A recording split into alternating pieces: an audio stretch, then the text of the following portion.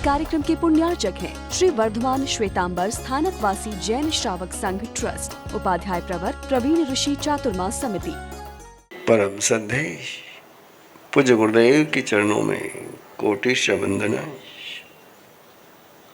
विराजमान श्री तीर्थेश्वर श्री महाराज साहब अपनी स्वर ताल और लय से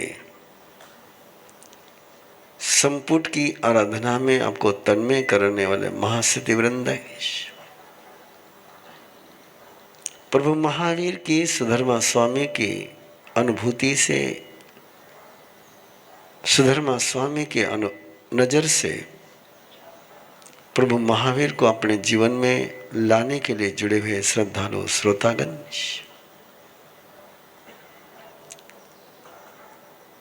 कुछ लोग होते हैं जो रास्ते रास्ते चलते हैं और रास्ता छोड़ के नहीं चलते हैं। कुछ लोग होते हैं जो रास्ता छोड़ करके चलते हैं। ये रास्ता छोड़ करके चलने वाले लोग जो रहते हैं वे दो प्रकार के होते हैं। श्री कृष्ण जैसे लोग भी रास्ता छोड़ के चलते हैं और कंस जैसे व्यक्ति भी रास्ता छोड़ के चलते हैं।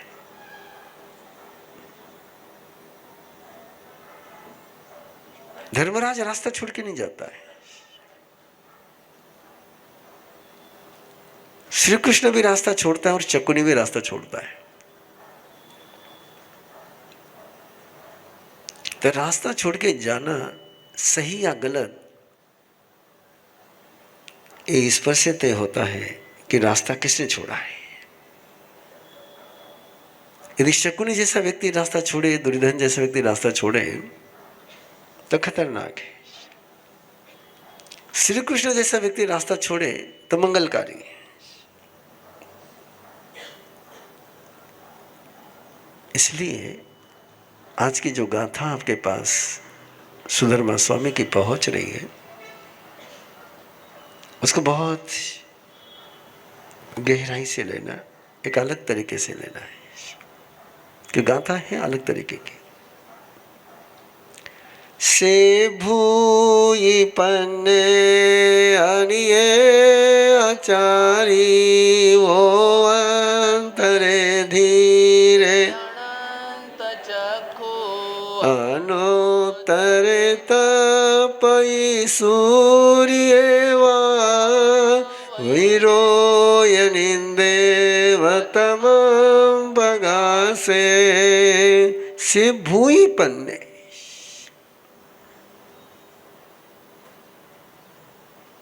महत्वपूर्ण ये नहीं कि आपका सोच क्या है,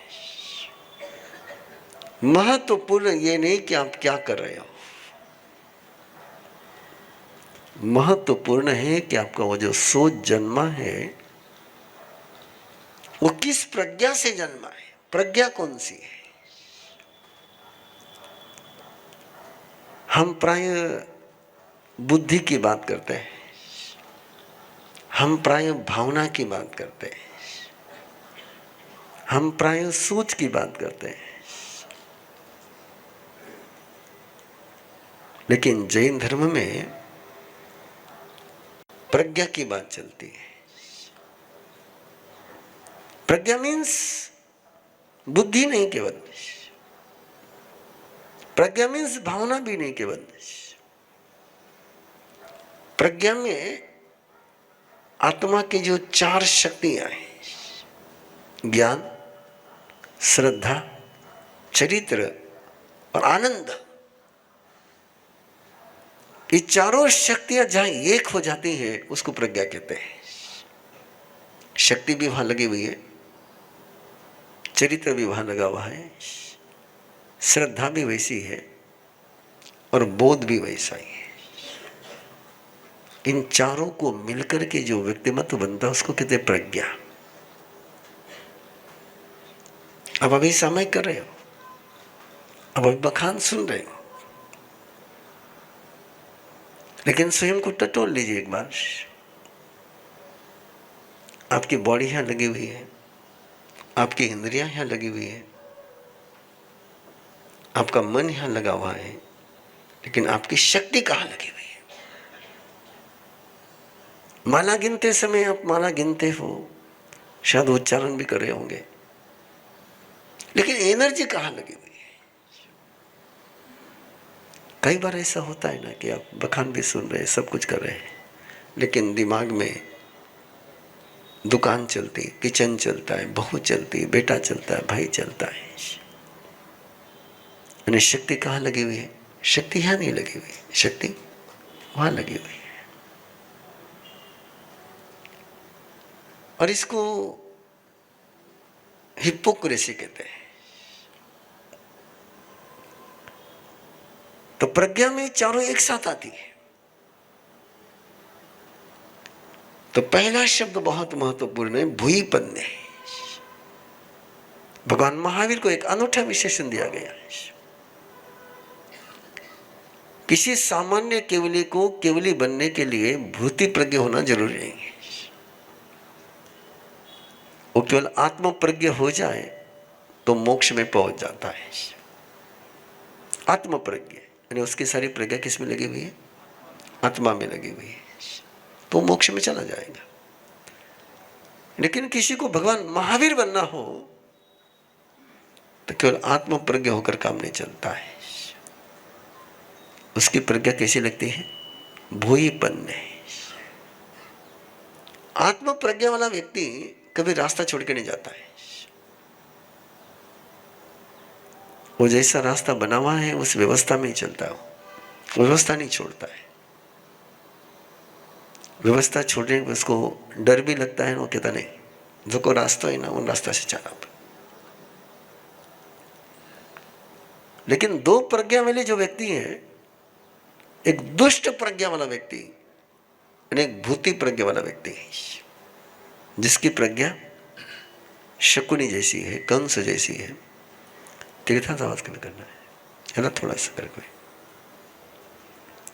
जिसकी प्रज्ञा दुष्ट है वो कभी रास्ते पर नहीं चलता है। आए दिनों न्यूज आती रहती है कि किसी ने कार चलाई और कोई उनको पहुंचा दिया। किसी छोटे बच्चे ने कार चलाई और मामला कल्याण हो गया है। जिसको गाड़ी चलानी नहीं आती उसने गाड़ी चलाई, शराब पी करके गाड़ी चलाई। और ये रिपोर्ट तो आपने कई बार पढ़ी होगी कि मैक्सिमम जो एक्सीडेंट होते हैं वो जो शराब पीकर गाड़ी चलाते हैं। अब शराब पी करके गाड़ी चलाएगा तो गाड़ी रास्ते पर चलेगी ही नहीं, चलेगी नहीं गाड़ी। कि शराब जो उसकी प्रज्ञा को दुष्ट बना देती है। उसके पास ड्राइविंग स्किल है, उसको पता है गाड़ी कैसे चलाना है, उठे नहीं गए। लेकिन प्रज्ञा दुष्ट हो गई तो गाड़ी रास्ते पर, क्यों ड्राइवर रास्ते पर नहीं है तो गाड़ी रास्ते पर कैसे आएगी? तो अपनी प्रज्ञा कौन सी जरा देख लेना रास्ता छोड़ने के पहले। कुछ लोग रास्ता छोड़ के चलते हैं, वो भूति प्रज्ञ होते हैं, जैसे भगवान महावीर। और भगवान महावीर ने तो इतनी बार रास्ते छोड़े, इतनी बार रास्ते छोड़े कि जो पहले तीर्थंकरों ने नहीं किया वो करने का मानो भगवान महावीर ने तय कर लिया था। एक तीर्थंकर का कल्प है, एक तीर्थंकर की मर्यादा है, तीर्थंकर की धारणा है कि तीर्थंकर केवल ज्ञान होने के पहले किसी को दीक्षा नहीं देते। भगवान ऋषभदेव ने नहीं दी। मैं तो कई बार सोचता हूं कि भगवान ऋषभदेव के साथ 1000 लोगों ने दीक्षा ली, भगवान ऋषभदेव के पीछे ली उन्होंने। उनको पूछ करके ली कि तुम दीक्षा ली तो हम तुम्हारे साथ चलते हैं। लेकिन दीक्षा लेने के बाद भगवान ऋषभदेव ने उनको कोई बातचीत नहीं करी उनके साथ कि तुम ऐसा करो, तुम ऐसा करो, ये करो, वो करो। किसी सवाल का जवाब नहीं दिया, वो अपनी मौन में लग गए। लेकिन भगवान महावीर को हम देखिए, भगवान महावीर के साथ दीक्षा भगवान महावीर अकेले नहीं लिए, कोई साथ में दीक्षा नहीं ली। लेकिन दीक्षा लेने के बाद गोशालक जब उनके पास आया दीक्षा लेने के लिए, तो भगवान महावीर ने उसको भी दीक्षा दे दी। गोशालक कुछ भी उठपटांग सवाल पूछता तो भगवान महावीर उसका जवाब देते। जबकि सामान्य प्रोटोकॉल क्या है कि तीर्थंकर जब तक केवल ज्ञान नहीं होता है तब तक किसी सवाल का जवाब नहीं देते, लेकिन वो दे रहे। उस रास्ते पर कभी जाना नहीं चाहिए ना। मैं तो भगवान महावीर के छोटे छोटे एग्जाम्पल आपको दे रहा हूं। रामेश्वर थोड़ा खाली करने दो कि भगवान महावीर ने पहला चतुर्मास द्विजंत के आश्रम में शुरू किया, और द्विजंत के आश्रम में जब चमोसा शुरू किया तो 15 दिन बिल्कुल एक जगह खड़े रह गए। आपको पता है नहीं पता? हेलो, कहाँ चमोसा शुरू किया? द्विजंत के आश्रम से। मुझे लगता है कि 99% लोगों को पता नहीं है। और आप भगवान महावीर के बेटे बनने चले हो, और भगवान महावीर ने दीक्षा लेने के बाद पहला चौमासा कहाँ किया वो पता नहीं। शुरू चौमासा किया द्विजंत के आश्रम में, और द्विजंत ने उनकी बहुत व्यवस्था करके रखी थी। पूरे अपने चेलों को उनके सेवा में लगा दिया था। महावीर को कहीं फल लाने के लिए नहीं जाना पड़े, दूध लाने के लिए नहीं जाना पड़े, पानी लाने के लिए जाना नहीं पड़े। कुटिया भी आचार्य ने बना दी थी, और चेलों को क्या रखा था, जो भी तुम जंगल से बढ़िया लाओ वो पहले किसको देना? वहां ले जाकर रख देना। अब ले जाकर रख दे थे, लेकिन महावीर उनको मना भी नहीं करते थे और हाँ भी नहीं करते थे, काम में भी नहीं लेते थे। तब आज के दिन ले जाकर रखा हुआ दूध मना भी नहीं किया, नहीं पीना ये भी नहीं कहा, पिया भी नहीं।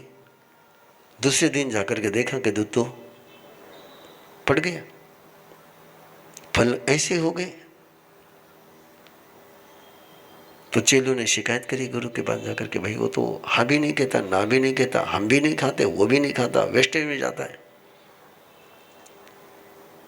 फिर भी गुरु ने कहा कि नहीं, तुमने यही उद्योग करना है, ले जाके रखो वहां पर।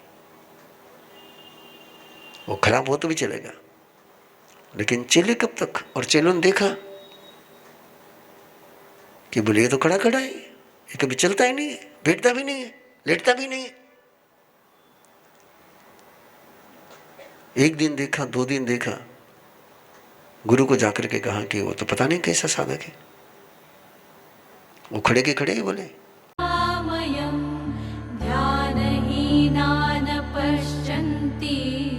निज देहे व्यवस्थितम् अनंत सुख संपन्नम् ज्ञानामृत पयोधरम् अनंत वीर्य संपन्नम् दर्शनम्। स्वयं की यात्रा स्वयं के साथ करने के लिए जुड़े हमारे साथ, और हम पुरुषाकार ध्यान साधना के 72 घंटे के रेजिडेंशियल शिविर में 10 अप्रैल से 13 अप्रैल शिकोहपुर मंदिर, दिल्ली जयपुर रोड, गुड़गांव।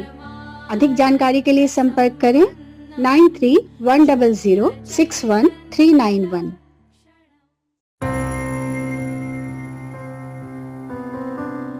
बच्चों के अंदर मोबाइल एडिक्शन आज की दुनिया का सबसे चैलेंजिंग टास्क है। जय श्रीनेन्द्रा, मैं रश्मि बोरा, TTP and Arham parenting trainer हूँ। आजकल के सभी पेरेंट्स की तरह मेरी भी एक प्रॉब्लम थी। मेरी बेटी मोबाइल देखे बिना खाना खाती ही नहीं थी।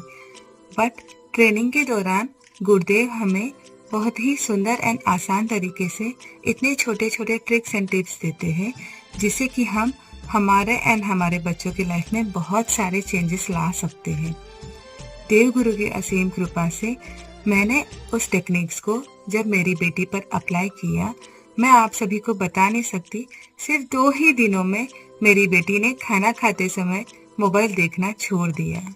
अब मैंने भी अपना मोबाइल खाना खाते समय छोड़ दिया, मेरी बेटी ने भी छोड़ दिया, और अभी तो ऐसा है कि जब कभी उसके पापा भी मोबाइल देखने के लिए लेते हैं खाना खाते समय, तो वो तुरंत उनका मोबाइल भी लेकर बंद कर देती है कि पापा खाना खाते समय नो मोबाइल। घर में बहुत सारे चेंजेस आ रहे हैं, बहुत छोटी छोटी बातों में बहुत कुछ बदलाव आ रहे हैं जिंदगी में। बहुत बहुत धन्यवाद गुरुदेव, आपकी कृपा। ऐसे ना जाने कितने ही बदलाव अरम विद्या के ट्रेनर्स अपने और दूसरों के जीवन में ला रहे हैं, जैसे कि शारीरिक समस्या, मानसिक स्वास्थ्य, कर्म बंधनों को समझ के बदलना, मेडिटेशन या साधना में और ऊंचा उठने की आकांक्षा। जीवन के हर प्रश्न के उत्तर मिलेंगे अरम विद्या टीचर ट्रेनिंग प्रोग्राम में। अधिक जानकारी के लिए 7038352200 या 8698108502 पर कॉल करें और अपने जीवन को एक नई दिशा, एक नई ऊर्जा प्रदान करें। मेरी जिंदगी में एक ऐसा खूबसूरत पल आया after a long period of time कि जब मैं बहुत ज्यादा खुश थी। तभी मैंने अरहम अष्टमंगल ध्यान साधना सीखी थी। तो इमीडिएटली मैंने नंदाव्रत के कार्ड की साधना शुरू की। विल नॉट बिलीव, वो खुशी का पल, वो मोमेंट फ्रीक्वेंटली बार बार मेरी लाइफ में रिपीट होना शुरू हो गया। कुछ रिश्ते ऐसे होते हैं ना हमारी जिंदगी में, जिनको हम चाहकर भी नहीं संभाल पाते, इतने उलझे हुए होते हैं। तो जब मैंने स्वस्तिक श्रीवत्स के ग्रीन कलर के कार्ड की साधना की, तो वो उलझे हुए रिश्ते सुलझने लगे, उन रिश्तों में मधुरता आने लगी। ये कोई मिरेकल नहीं है, ये साइंस है। जब हम हमारे अंदर और बाहर जो एनर्जी फ्लो हो रही है, उसको जब हम एक दिशा दे देते हैं, तो हमारे जीवन की दशा बदल जाती है। तो आइए जुड़े हमारे साथ अरहम अष्टमंगल ध्यान साधना के टीचर्स ट्रेनिंग प्रोग्राम से, TTP 11 से, जो शुरू हो रहा है 2 अप्रैल से। इस कार्यक्रम के पुण्यार्चक हैं श्री वर्धमान श्वेतांबर स्थानकवासी जैन श्रावक संघ ट्रस्ट, उपाध्याय प्रवर प्रवीण ऋषि चातुर्मा समिति, महावीर भवन इंदौर।